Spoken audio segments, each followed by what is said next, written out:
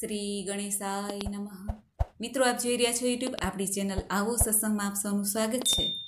મિત્રો, આજે છે ગુરુ પૂર્ણિમા, વ્યાસ પૂર્ણિમા। આજના શુભ દિવસે આપણે આ વિડીયોમાં સાંભળશું ગુરુ સ્તુતિ, જેને સાંભળવાથી સર્વ રીતે અજ્ઞાનના અંધકાર દૂર થાય છે। ભગવાન ગુરુદેવના મહિમા કથા સાંભળવાથી, આજના દિવસે ભગવાન ગુરુદેવની આ સ્તુતિ સાંભળવાથી સર્વે પાપ નષ્ટ થાય છે, જીવનમાં જ્ઞાનનો પ્રકાશ ફેલાય છે। જો આપને આ વિડીયો પસંદ આવે તો લાઈક કરજો, શેર કરજો અને આપ આ ચેનલ પહેલી વખત જોઈ રહ્યા છો તો સબસ્ક્રાઈબ કરી લેજો, જેથી આવનાર નવા વિડીયોની માહિતી આપ સુધી તુરંત પહોંચી શકે। ધન્યવાદ। ગુરુર બ્રહ્મા ગુરુર વિષ્ણુ ગુરુર દેવો મહેશ્વર, ગુરુ સાક્ષાત પરબ્રહ્મ તસ્મૈ શ્રી ગુરુવે નમઃ। મિત્રો, સંસારમાં ગુરુ જ છે જે અંધકારથી પ્રકાશની તરફ લઈ જવા માટે સમર્થ છે, અજ્ઞાનમાંથી જ્ઞાનની તરફ ઉન્મુખ કરવા માટે સમર્થ છે। ગુરુ શબ્દનો મહિમા અપરંપાર છે। ગુરુ એટલે મોટા, ગુરુ એટલે મહાન અને ગુરુ એટલે વિશાળ। ગુરુનો મહિમા અપરંપાર છે। આજે આપણે આ વિડીયોમાં ગુરુ સ્તુતિ સાંભળવાના છીએ। સૌપ્રથમ ગુરુદેવને આપણે દંડવત પ્રણામ કરીએ, કોટી કોટી વંદન કરીએ। ગુરુદેવનું સ્મરણ કરીને નમન કરવાનો પણ મહિમા છે। ખાસ કરીને ભાઈઓ ગુરુદેવને દંડવત કરે, જેથી તનની શુદ્ધિ થાય છે, મનની શુદ્ધિ થાય છે। અને બહેનોએ પ્રણામ કરવાના હોય છે। ક્યારેય બહેનોએ દંડવત પ્રણામ ન કરવા જોઈએ, તેનાથી દોષ લાગે છે, ધરતી માતાને ભાર વધે છે। માટે બહેનો પ્રણામ કરે અને ભાઈઓ દંડવત કરે, એ જ વિધાન છે। આ જગતના પરમ ગુરુ પરમાત્મા ત્રિદેવ છે। ભગવાન બ્રહ્માજી, શ્રી હરિ વિષ્ણુ અને ભગવાન શિવ સાક્ષાત પરબ્રહ્મ પરમાત્માના રૂપમાં જગતનું સંચાલન કરે છે, જે અખંડ છે, સકલ બ્રહ્માંડમાં સમાયેલા છે, ચર અચરમાં તરંગિત છે। પ્રભુના તત્વના રૂપમાં જે આપણી ભીતર પણ સમાયેલા છે, જેના સાક્ષાત દર્શન કરવા અસમર્થ છે, તે મારા અંદર મનમાં હૃદયમાં રહેલા પરમપિતા પરમાત્માનો સાક્ષાત્કાર કરાવનાર ગુરુને સત સત નમન છે। તે જ પૂર્ણ ગુરુ છે। અજ્ઞાનરૂપી અંધકારમાંથી આંધળા બનેલા જીવને જ્ઞાનરૂપી કાજળ આંજનાર પરમ ગુરુ સદગુરુને મારા નમન છે। ધર્મ જાણવાવાળા, ધર્મ પ્રમાણે આચરણ કરવાવાળા, ધર્મપરાયણ અને સર્વે શાસ્ત્રોના તત્વને જાણનાર પરમ ગુરુને મારા વંદન છે। ગુરુદેવ રૂપી ઈષ્ટદેવને વંદન છે, જે અમૃત વાણી અજ્ઞાનતા રૂપી વિષને નષ્ટ કરે છે, તે ગુરુદેવની વાણીને નમન છે। જે બીજાના પ્રમાદને રોકે છે અને સ્વયં નિષ્પાપ માર્ગ પર ચાલે છે, હિત અને કલ્યાણની કામના રાખવાવાળા, તત્વબોધ કરાવવાવાળા ગુરુદેવને નમન છે। ગુરુ પાસે હંમેશા એનાથી નાના આસન ઉપર બેસીને નમન કરવું જોઈએ। ગુરુ આવે કે ગુરુને આવતા જોઈએ ત્યારે માન સાથે ઊભા થઈને તેમને પ્રણામ કરવા જોઈએ। તેમની સામે મનમાનીથી, હઠથી બેસી રહેવું જોઈએ નહીં। બધું કહેવાથી શું, કરોડો શાસ્ત્રોમાં પણ શું છે? ચિત્તની પરમ શાંતિ ગુરુ વિના મળવી દુર્લભ છે। પ્રેરણા દેવાવાળા, સૂચન દેવાવાળા, સત્યની પરખ દેવાવાળા, જીવનમાં રસ્તો બતાવવાવાળા, શિક્ષા દેવાવાળા, બોધ કરાવવાવાળા ગુરુ સમાન બીજું કોઈ નથી। ગુનો અર્થ થાય છે અંધકાર અને રૂનો અર્થ થાય છે તેજ, પ્રકાશ, જે અંધકારમાંથી જ્ઞાનના પ્રકાશ તરફ લઈ જાય છે, તે જ મહાન ગુરુ છે। શરીર, વાણી, બુદ્ધિ, ઇન્દ્રિય અને મનને સંયમમાં રાખીને હાથ જોડીને ગુરુની સન્મુખ ઊભું રહેવું જોઈએ। ભાગ્ય જ્યારે રૂષ્ટ થઈ જાય છે, દુર્ભાગ્યનું આગમન થાય છે, ત્યારે ગુરુ જ રક્ષા કરે છે। પરંતુ જ્યારે ગુરુ રિસાઈ જાય અથવા ગુરુ શિષ્યનો સાથ છોડી દે છે, ત્યારે કોઈ રક્ષા કરી શકતું નથી। ગુરુ જ રક્ષક છે, ગુરુ જ શિક્ષક છે, તેમાં કોઈ સંદેહ નથી। જે ગુરુ છે તેનામાં આ સામર્થ્ય હોવું જોઈએ. તેઓ શાંત, કુલીન, વિનીત, શુદ્ધ વેશવાળા, શુદ્ધાચારી, સુપ્રતિષ્ઠિત, સુબુદ્ધિ, આશ્રમી, ધ્યાનનિષ્ઠ, તંત્ર મંત્રના વિશારદ અને મનનો નિગ્રહ કરનાર. ગુરુની પ્રાપ્તિ થવી તે સૌભાગ્યની નિશાની છે. જ્ઞાનવાન, નિપુણતા, વિનમ્રતા, પુણ્યાત્મા, મનનું ચિંતન કરનાર, હંમેશા સચેત અને પ્રસન્ન રહેવાવાળા ગુરુ તે સર્વોત્તમ કહેવાયા છે. જેમ દૂધ વિના ગાય અને પુષ્પ વિના છોડ, ચરિત્ર વિના પત્ની અને કમળ વિના જળ, શાંતિ વિના વિદ્યા અને લોકોના વિના જે નગર છે, શહેર છે, તે વ્યર્થ જ છે, નકામું છે.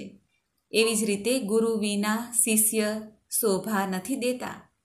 ગુરુ બધા પ્રાણીઓમાં સમદ્રષ્ટિવાળા, જીતેન્દ્રિય, પવિત્ર, દક્ષ અને સદાચારી હોય છે. જ્યાં ગુરુની નિંદા થાય છે ત્યાંથી ઉઠીને બીજા સ્થાને ચાલ્યું જવું જોઈએ. ગુરુ શિષ્યનો જે સંબંધ છે તે ઘણો પવિત્ર છે, જેમાં ધનની કામના હોતી નથી, સ્વાર્થની કામના હોતી નથી. ગુરુનું ઋણ છે તેમાંથી મુક્ત થવા માટે ગુરુ સેવા અને ગુરુદેવને દક્ષિણા અપાય છે. ગુરુદેવની આજ્ઞાનું પાલન કરાય છે. જગતમાં અનેક ગુરુ અને શિષ્ય છે, પરંતુ શિષ્યના ચિત્તને ઈશ્વરમાં પોરવનાર તથા શિષ્યને ભવસાગર પાર ઉતારનાર ગુરુ સર્વોત્તમ છે. જે મનુષ્ય ગુરુ મળવા છતાં પણ અજ્ઞાની રહે છે, મૂર્ખ રહે છે, તેનું જીવન વ્યર્થ છે. ઘરમાં અનાજ હોવા છતાં જેમ કોઈ ભૂખ્યો રહે તેવી હાલત આવા શિષ્યની છે. કલ્પવૃક્ષ સામે હોય છતાં દરિદ્રતા તેને ઘેરી વળે છે, તેવી હાલત આ શિષ્યની કહેવાણી છે. અભિલાષા રાખવાવાળો, બધા ભોગ ભોગવનાર, સંગ્રહ કરવાવાળો, બ્રહ્મચર્યનું પાલન ન કરનાર, મિથ્યા ઉપદેશ કરવાવાળા ગુરુ હોતા નથી. યોગીઓમાં શ્રેષ્ઠ શ્રુતિઓમાં સમજાવવામાં આવ્યું છે કે સાગરમાં સમરસ થાય શાંતિ, ક્ષમા, દમન ગુણોવાળા, ધર્મમાં એકનિષ્ઠ, શિષ્યોના ચિત્તને શુદ્ધ કરનાર સદ્ગુરુ ઉત્તમ છે. ત્રણેય લોક, સ્વર્ગ, પૃથ્વી, પાતાળમાં જ્ઞાન દેવાવાળા ગુરુની ઉપમા કોઈ દઈ શકતું નથી. ગુરુને પારસમણી સમાન માનવામાં આવ્યા છે, પરંતુ પારસમણી તો કેવલ લોખંડને સોનું બનાવી શકે છે. પરંતુ સદ્ગુરુના ચરણનો આશ્રય લેવાથી શિષ્ય પોતાના જીવનને તથા પોતાની આસપાસ રહેલા સર્વનું જીવનનો ઉદ્ધાર કરી શકે છે. ગોસ્વામી તુલસીદાસજીએ જ્યારે રામાયણની રચના કરી, સૌ પ્રથમ ગુરુ વંદના કરી છે. ગુરુદેવની વંદના કરવાથી જે માર્ગમાં કષ્ટ આવે છે, પીડા આવે છે, તેનાથી મુક્તિ મળે છે. ભગવાન શ્રી કૃષ્ણએ અર્જુનને ગીતામાં ઉપદેશ આપ્યો છે કે ગુરુ શિષ્યનો જે સંબંધ છે તેનો આધાર સાંસારિક જ્ઞાનથી શરૂ થાય છે, પરંતુ અંતે તે સંબંધ મુક્તિનો દાતા કહેવાય છે. એટલે કે ગુરુ શિષ્યને મુક્તિ દેવડાવે છે, ઈશ્વરની નજીક લઈ જાય છે અને આત્માનું કલ્યાણ કરે છે. તે જ સર્વોચ્ચ ગુરુ છે. સંત તુલસીદાસજીએ પોતાના દોહામાં કહ્યું છે કે ગુરુ એ બીજું કોઈ નહીં પરંતુ સાક્ષાત નારાયણનું સ્વરૂપ છે, જેના ચરણ કમળમાં વંદન કરવાથી સૂર્ય સમાન તેજ પ્રાપ્ત થાય છે અને જીવનનો અંધકાર દૂર થાય છે. વાલ્મીકી રામાયણમાં કહેવાયું છે કે ગુરુજનોની સેવા કરવાથી સ્વર્ગ, ધર્મ, અર્થ, કામ અને સુખ, ધાન્ય, વિદ્યા, સંતાન, સુખની પ્રાપ્તિ થાય છે. ગુરુની સેવાથી દુર્લભ બીજું કશું નથી.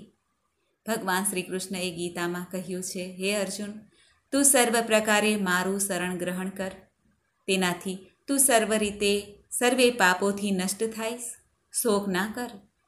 એટલા માટે જ ભગવાન શ્રી કૃષ્ણને જગતગુરુની ઉપાધિ આપવામાં આવી છે. ભગવાન શ્રી કૃષ્ણએ કહ્યું છે કે જે મારું શરણ ગ્રહણ કરશે તેનું હું સર્વ પ્રકારે યોગક્ષેમ વહન કરીશ. માટે ભગવાન શ્રી કૃષ્ણ પણ પરમ ગુરુ છે. જીવનમાં સારા ગુરુની પ્રાપ્તિ થવી તે સૌભાગ્યની નિશાની છે, પરંતુ શિષ્યમાં પણ યોગ્યતા, મર્યાદા, વ્યવહાર, અનુશાસન હોવા જરૂરી છે. ગુરુ શિષ્ય જો ઉચ્ચ કોટીના હોય તો ચોક્કસ તે ઈશ્વરની પ્રાપ્તિ કરી શકે છે, એમાં કોઈ સંદેહ નથી. આપણા ભારત દેશમાં ગુરુ શિષ્ય પરંપરા વર્ષોથી ચાલી આવી છે. તેમાં એવા ઘણા ગુરુ શિષ્ય છે જેણે જગતને જ્ઞાન પ્રાપ્ત કરાવ્યું છે. ધર્મ, અર્થ, કામ, મોક્ષની પ્રાપ્તિ કરાવવા માટેના સુલભ માર્ગ બતાવ્યા છે. ધર્મ, અધર્મ, પાપ, પુણ્ય આદિનો ભેદ બતાવ્યો છે અને ઈશ્વરની પ્રાપ્તિ કેવી રીતે કરવી તે પણ દર્શાવ્યું છે. માટે ગુરુ મહાન કહેવાયા છે. ભગવાન શિવે પાર્વતી દેવીને કહ્યું છે કે વિદ્યા ગુરુદેવના મુખમાં રહે છે. ગુરુદેવની ભક્તિ જો પ્રાપ્ત થાય તો તેનાથી મહાન કે મોટું કશું નથી. ત્રણેય લોકમાં દેવ ઋણ, ઋષિ ઋણ, પિતૃ ઋણ માનવ દ્વારા સ્પષ્ટ રૂપમાં કહેવામાં આવ્યું છે. ભગવાન મહાદેવે પણ ગુરુની મહિમા કહેતા કહ્યું છે કે જેમનું નામ સ્મરણ થવા માત્રથી જ જ્ઞાનની પ્રાપ્તિ થઈ જાય છે, જ્ઞાન પ્રગટ થઈ જાય છે, તે જ મહાન ગુરુદેવ છે. આ પૃથ્વી પર ત્રિવિધ તાપ એટલે કે આધિ, વ્યાધિ, ઉપાધિમાંથી જે અશાંતિમાંથી મુક્તિ દેવડાવે તે જ સાચા ગુરુ છે. તેવા ગુરુદેવને આપણે સૌ નમસ્કાર કરીએ છીએ. ગુરુ સેવાથી વિમુખ થઈને ગંધર્વ, પિતૃ, યક્ષ, ચારણ, ઋષિ, સિદ્ધ અને દેવતાઓ પણ મુક્ત નથી થઈ શકતા. માટે ગુરુની કૃપા જેની ઉપર છે તે જ સૌભાગ્યશાળી છે. તે જ આ ભવસાગરમાંથી પાર ઉતરવા માટે સમર્થ બને છે. મનુષ્યને માટે ગુરુ જ શિવ છે, ગુરુ જ દેવ છે, ગુરુ જ બાંધવ છે, ગુરુ જ આત્મા છે અને ગુરુ જ જીવ છે. ગુરુ વિના બીજું કશું નથી. જે એકલા જ કામના રહિત, શાંત, ચિંતા રહિત, ઈર્ષા રહિત બાળકની જેમ શોભે છે તે જ બ્રહ્મજ્ઞાની કહેવાય છે. વેદો અને શાસ્ત્રમાં સુખ નથી, મંત્ર યંત્રમાં સુખ નથી. આ પૃથ્વી પર ગુરુદેવની કૃપા પ્રસાદ જ અન્યત્ર ક્યાંય જોવા નથી મળતું. આ પૃથ્વી લોક ઉપર ગુરુ કૃપા જ સર્વોત્તમ સુખ છે. જે મોક્ષની પ્રાપ્તિ કરવા ઈચ્છે છે, આકાંક્ષા રાખે છે, તેણે ગુરુ ભક્તિ અવશ્ય કરવી જોઈએ. કારણ કે ગુરુ જ મોક્ષનું દ્વાર છે. કોઈ પણ મનુષ્ય 4 વેદ વાંચી લે, જ્ઞાન પ્રાપ્ત કરે, અધ્યાત્મશાસ્ત્ર આદિનું જ્ઞાન પ્રાપ્ત કરે, શાસ્ત્ર વાંચી લે તો પણ ગુરુ વિના જ્ઞાન પ્રાપ્ત થતું નથી, સમજ પ્રાપ્ત થતી નથી. શાસ્ત્રોમાં કહેવાયું છે કે જે ગુરુ પોતાના દર્શનથી, દેખાવથી કોઈ શિષ્યને ભ્રમમાં નાખે છે તેવા ગુરુને પ્રણામ કરવા ન જોઈએ. એટલું જ નહીં, આવા ગુરુનો ત્યાગ કરી દેવો જોઈએ. ભેદ બુદ્ધિવાળા, સ્ત્રી લંપટ, દુરાચારી, બગલાની જેમ ઠગવાવાળા, ક્ષમારહિત, નિંદનીય કર્મ કરવાવાળા, ક્રોધી, કામી, હિંસક, ઉગ્ર, શઠ, અજ્ઞાની, મહાપાપી આવા લક્ષણવાળાને ગુરુ બનાવવા જોઈએ નહીં. આ ગુરુ મહિમા સ્તુતિ છે, જેને સાંભળવાથી સર્વ સિદ્ધિ પ્રાપ્ત થાય છે તથા ઈશ્વરની કૃપાથી ધર્મ, અર્થ, કામ અને મોક્ષની પ્રાપ્તિ થાય છે. જીવનમાં રહેલી મહાવ્યાધિ પીડાનો નાશ થાય છે, દરિદ્રતાનો નાશ થાય છે, સંકટોનો નાશ થાય છે. યક્ષ, રાક્ષસ, ભૂત, ચોરની જે પીડા થાય છે તેનાથી પણ મુક્તિ મળે છે. કુષ્ઠ રોગ આદિ રોગોનું નિવારણ થાય છે. શત્રુ પીડામાંથી મુક્તિ મળે છે. અસાધ્ય કાર્યોમાં સિદ્ધિ પ્રાપ્ત થાય છે. આ ગુરુ જ્ઞાન પ્રાપ્ત કરવાથી સર્વ મનોરથ પૂર્ણ થાય છે. ભગવાન પરમ ગુરુ પરમાત્માની કૃપા પ્રાપ્ત થાય છે.